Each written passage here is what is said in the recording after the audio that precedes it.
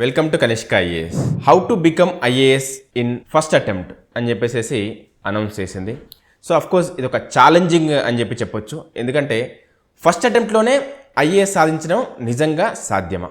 అంతేకాకుండా ఇక్కడ కమింగ్ డేస్లో ఎలాంటి ప్రోగ్రామ్స్ చేయబోతున్నారు, ఎలాంటి బ్యాచెస్ ఫామ్ చేయబోతున్నారు అని చెప్పేసి డిస్కస్ చేయడానికి మనతోటి institute director Mahender Reddy sir గారు ఉన్నారు. నమస్తే sir. Sir, how to become IAS in first attempt అని చెప్పేసి పోస్టర్స్ అశోక్ నగర్ మొత్తం నింపేశారు. నిజంగా అసలు ఇది సాధ్యమే అంటారా? అయితే దానికోసం మీ దగ్గర ఎలాంటి ప్రణాళికలు ఉన్నాయి? ఇది మీరు అన్నట్టు నిజంగా ఒక ఛాలెంజింగ్ జాబే. How to become IAS in first attempt అని మనం అనుకున్నాం. దీనికి రెండు రకాల మెథడ్స్ ఉంటాయి. ఒకటేమో చాలామంది విద్యార్థులు అండర్ గ్రాడ్యుయేట్ నుంచి ప్రిపరేషన్ స్టార్ట్ చేసి యంగెస్ట్ ఏజ్లో 21 ఇయర్స్ లోపే మనం ఐఏఎస్ అవ్వాలి, దీని ద్వారా మనం భవిష్యత్తులో హై ర్యాంకింగ్ పోస్టులు కూడా మనకు ఉంటాయనే ఉద్దేశంతో, అంటే క్యాబినెట్ సెక్రటరీ కూడా రిటైర్డ్ అయ్యే అవకాశం ఉంటుందని ఒక కోరికతోటి ఉంటుంది.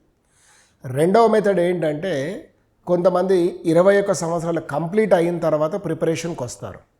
వీళ్ళేంటి అంటే గత 3 ఏళ్ళుగా ప్రిపరేషన్ దీంట్లో ఉండరు కాబట్టి ఒక 2-3 ఏళ్ళు మినిమం పడుతుంది వాళ్ళకు. జనరల్గా నేను చెప్పేది ఏంటంటే మినిమం ఒక 18 to 20 months ప్రిపరేషన్కే సరిపోతుంది అంటాం. సో ఆ 18 to 20 monthsని మనం ఇక్కడ ఎట్లా కవర్ చేయబోతున్నాం, మిగతా వాళ్ళు 3 ఏళ్ళు చదివింది మీరు 12 నెలల్లో ఎట్లా చదవాలి అన్న దాంతో మీ ఫస్ట్ అటెంప్ట్ సక్సెస్ డిపెండ్ అయ్యి ఉంది. దానికోసమే మనం గత కొన్ని సంవత్సరాలుగా ప్రిపరేషన్ స్ట్రాటజీస్ అనే ఒక మదింపు చేసిన తర్వాత మనకొక ప్లాన్ అనేది ఎగ్జిక్యూట్ అయింది. అవడానికి అవకాశం చాలా ఎక్కువగా ఉంది.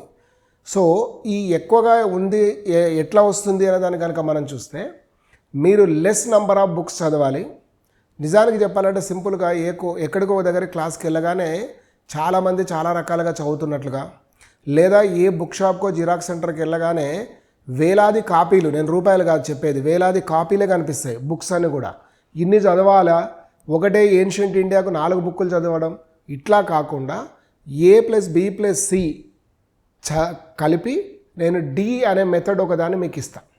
ఆ D అనే మెథడ్ని మీరు కానీ సిన్సియర్గా ఫాలో అవ్వగలిగితే డెఫినెట్గా A అంటే 1 year, B అనే 2nd year, C అనే 3rd year, ఈ 3 కలిపి నేను 4వ ఇయర్లో మీరు చేయబోయేదాన్ని ఒకటే ఫస్ట్ అటెంప్ట్లోనే ఇవ్వబోతున్నా. కాబట్టి అట్లా మీరు ఫాలో అవ్వగలిగితే డెఫినెట్గా ఛాన్స్ అనేది మాత్రం డెఫినెట్గా ఉంటుంది. అందులో ఎటువంటి డౌట్ అనేది మీకు లేదు. ఇది ఛాలెంజింగ్గా మీరు తీసుకొని రావాలనుకున్న వాళ్ళు, నిజంగా మీరు ఛాలెంజింగ్గా తీసుకున్న వాళ్ళు రావచ్చు.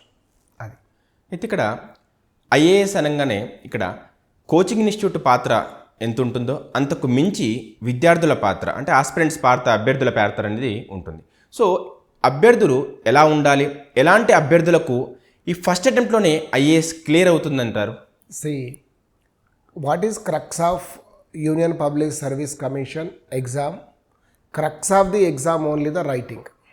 మీ దగ్గర ఎంత నాలెడ్జ్ ఉందన్నది అంటే వాడికి యూపీఎస్సీకి అవసరం లేదు. మీ దగ్గర ఉన్న నాలెడ్జ్ని వాళ్ళు అడిగిన ప్రశ్నకు ఎంత ప్రాపర్గా మీరు ప్రజెంటేషన్ చేశారన్నది మాత్రమే ఇక్కడ ముఖ్యం. అదే మీ ఫస్ట్ అటెంప్ట్ సక్సెస్కు చాలా కీ రోల్ అని నేను చెప్తాను. సో ఇందులో ఒక సబ్జెక్ట్ ఎగ్జాంపుల్గా మనం తీసుకున్నప్పుడు ఇండియన్ పాలిటీ లాంటి దాన్ని తీసుకుంటే మీకు బయట రకరకాల టెస్టులు దొరకవచ్చు. మన దగ్గర దొరికేది ఏంటంటే క్లాస్తో పాటుగా రెగ్యులర్గా మీకు వ్యాట్, క్యాట్ అనే 2 మెథడ్స్లో టెస్ట్ అనేది చేస్తాం. వీక్లీ అసెస్మెంట్ ఒకటైతే క్యుములేటివ్ అసెస్మెంట్. జనరల్గా మన అందరికీ కూడా తెలిసిందే, సైకాలజిస్టులతో కనుక మనం మాట్లాడగలిగితే ఈరోజు చదివింది రేపటికి 80% గుర్తుంటే 3 months తర్వాత అది 10% కూడా సరిగ్గా గుర్తుండదు అనుకుంటాం.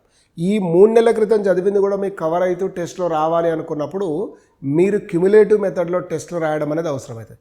మనం ఏం చేస్తున్నాం జనరల్గా ఇప్పటి వరకు, అంటే జనరల్ మార్కెట్లో ఈ రోజు వరకు కూడా చూస్తే ఒక వీక్ ఎండ్ టెస్ట్ పెట్టడమో, లేదా మంత్లీ ఒక టెస్ట్ పెట్టడమో, లేకపోతే కాంప్రహెన్సివ్ టెస్ట్లను చివరిలో ఒకటి పెట్టేయడం. అది కాదు, మీరు రెగ్యులర్గా ఈ క్యుములేటివ్ టెస్ట్ ప్రాక్టీస్ తోటే మీకు గ్రూప్ 1 కానీ లేకపోతే సివిల్ సర్వీస్ కానీ ఫస్ట్ అటెంప్ట్ అనేది రావడానికి ఛాన్స్ అనేది పెరుగుతుంది. ఇది మన ఫార్ములాలో ఒక సీక్రెట్ అని నేను చెప్తాను. దాని ఇంప్లిమెంటేషన్ మీరు ప్రత్యక్షంగా వచ్చి చూస్తే అర్థమవుతుంది. జనరల్గా మనం చెప్తే ఫీల్ అవ్వడం కాదు. ఎలా ఉంటుందంటే ఏదైనా ఒక కళాఖండాన్ని మనం చూడాలి, లేదా ఒక అద్భుతమైన దృశ్యాన్ని చూడాలంటే ఎవరో చెప్తే అర్థం అవ్వడం కంటే మనం దాని దగ్గరికి వెళ్ళి ఆ అనుభూతిని పొందితే ఆ ఎక్స్పీరియన్స్ అనేది వేరుగా ఉంటుంది. సార్ ఇప్పుడు చూస్తే బయట కోచింగ్ ఇన్స్టిట్యూట్స్ చాలా కూడా మనకు ఈ రెగ్యులర్ ప్రోగ్రామ్స్ అనేవి అందిస్తూనే ఉన్నాయి. అయితే ఈ how to become IAS in first attempt అనేది అయితే ఉందో ఈ ఛాలెంజ్ కింద మీ ప్రోగ్రాము ఇతరుల ఏవైతే ఉన్నారో వేరే ఇన్స్టిట్యూట్స్ ఏవైతే ఉన్నాయో ఆ ప్రోగ్రామ్స్కి ఏ విధంగా డిఫరెంట్గా ఉంటుంది, సో దానివల్ల ఎలాంటి లాభాలు ఉండబోతుంది? మిగతా వాళ్ళకు డిఫరెంట్గా ఉండడమే ఈ ఫస్ట్ అటెంప్ట్ అనేది మనకు వచ్చింది. అదే మన ఫస్ట్ డిఫరెన్స్. రెండవది వచ్చేసి ఏంటంటే జనరల్గా ఒక 5 గంటలో 4 గంటలో క్లాస్ చెప్పేసి వాళ్ళని వదిలేయడం అనే ఒక ప్రక్రియ ఉంటుంది. ఒక రకంగా చెప్పాలంటే మనది సెమీ రెసిడెన్షియల్ లాంటిది. మీరు మార్నింగ్ ఒకసారి క్లాస్కి వచ్చారు అంటే దాదాపు 8:30, 9 ప్రాంతంలో క్లాస్కి వచ్చారంటే మీరు ఈవినింగ్ 6-6:30కి బయటికి వెళ్ళే వరకు మీకు సిరీస్ ఆఫ్ ద ప్రోగ్రామ్స్ అనేటివి ఉంటాయి.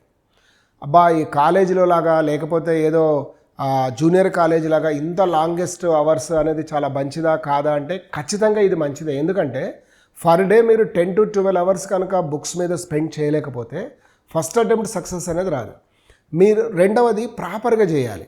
ఇక్కడ మనం చెప్తున్నది ఏంటంటే హాఫ్ డే అంటే ఫ్రీ లంచ్ సెషన్స్ అంతా క్లాసెస్ ఉంటే పోస్ట్ లంచ్ సెషన్స్ అన్నీ కూడా మీకు యాక్టివిటీకి సంబంధించి అంటే ఎగ్జామ్ యాక్టివిటీకి సంబంధించిన ఇదేదో మనం స్కిట్ ప్రోగ్రామ్ చేయడమో లేకపోతే ఇది కాదు మనం చేస్తున్నది. క్లియర్లీ మాకరింగ్ కాకుండా టువర్డ్స్ ఎగ్జామ్ వైపు మనం ఏం చేయాలి అన్నదానికే మీకు మెంటర్స్ కూడా ఇక్కడే ఉంటారు. ప్రత్యేకంగా మీరు మెంటర్షిప్కి వెళ్ళాల్సిన పని లేదు. ఈ మెంటరింగే మిమ్మల్ని సక్సెస్ చేస్తున్నదే మనం చెప్తూ ఉన్నాం. మీరు ఆల్రెడీ వింటున్నదే చూసాం. మనం సీనియర్ స్టూడెంట్స్ తోటి ఈ మధ్యకాలంలో మొన్న ప్రిలిమ్స్ అయిపోయిన తర్వాత May 25th రోజు అయిపోయాక మాట్లాడుతుంటే సార్ ప్రిలిమ్స్ ఇంకా మేము 4-5 మార్కుల దూరంలో మిగిలిపోయేటట్లుగా ఉన్నాం. ఆఫ్టర్ 3 years ఆఫ్ ఎఫర్ట్స్ కూడా కొంచెం అనుకున్న దానికంటే భిన్నంగా పేపర్ వచ్చిందంటే వాళ్ళందరి కోరిక మేరకు మనం ఒక బ్యాచ్ కూడా స్టార్ట్ చేస్తున్నాం. వాళ్ళది కూడా రిపిటీషన్ బ్యాచ్ అని.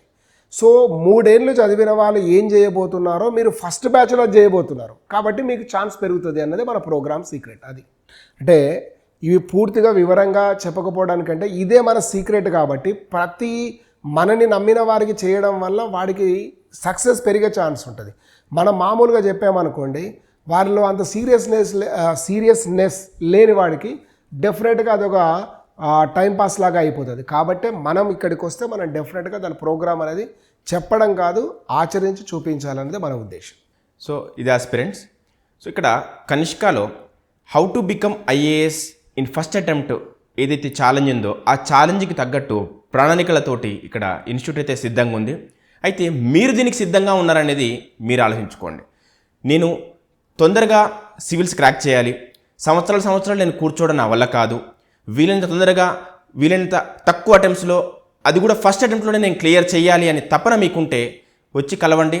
ఈ ప్రణాళికలు ఎలా ఉంటాయి, ఈ ప్రోగ్రామ్ ఎలా చేయబోతున్నాం, ఉదయం నుంచి సాయంత్రం వరకు ఏ విధంగా మిమ్మల్ని ఎంగేజ్ చేస్తాము అన్నీ కూడా మీతోని కూలంకుషంగా డిస్కస్ చేస్తాం.